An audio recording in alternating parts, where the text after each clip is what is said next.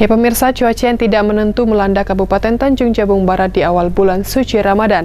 Hal ini membuat masyarakat Kuala Tungkal mulai diserang wabah penyakit, terutama penyakit flu, batuk, dan asam lambung.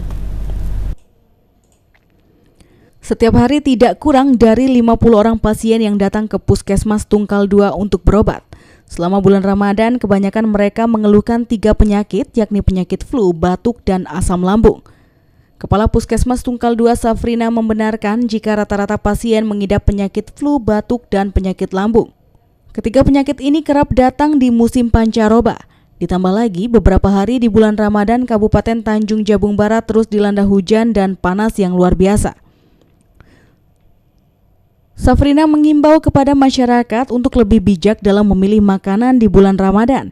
Hindari minuman yang bergas dan minum air es yang berlebih.